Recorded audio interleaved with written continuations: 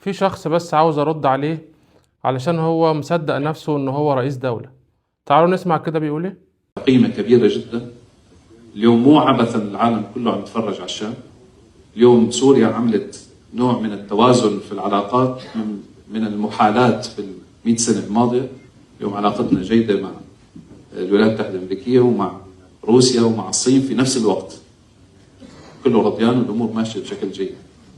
ومع فرنسا وبريطانيا وألمانيا وأسبانيا ودول فاعلة. وأقليميا علاقتنا مثالية مع تركيا ومع السعودية ومع قطر مع الإمارات ومع كل الدول الفاعلة.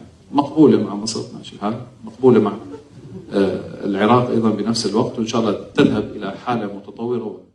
وهنا انا عايز اقول له اي سوريا اللي بتتكلم عليها اللي بتعمل علاقات متوازنة وعلاقات جيدة وعلاقات مقبولة، سوريا اللي انت ما تقدرش كرئيس دولة تروح محافظة زي القنيطرة ولا السويداء عشان اسرائيل بتسيطر عليها ولا عشان الدروز بتسيطر عليها، تقدر تروح للمنطقة اللي بيسيطر عليها قوات قسد. أي سوريا اللي قواتها الجوية وقواتها البحرية تم تدميرهم في 3 أيام من إسرائيل.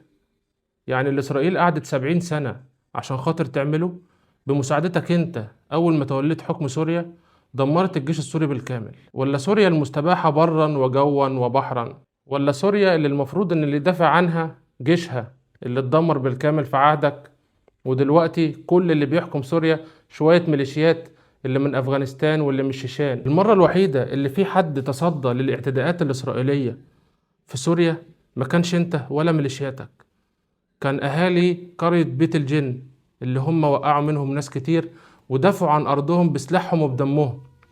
لكن انت زيادة عن 1000 اعتداء إسرائيلي بلسانك داخل سوريا وبتقول بنترفع ومش عايزين نجرى الحرب. حضرتك اللي يقول الكلمة ديت حد بيتعمل معاه مشكلة أو تحرش سياسي أو عسكري على الحدود، مش داخل بلاده ولا على بعد 15 كيلو من العاصمة دمشق.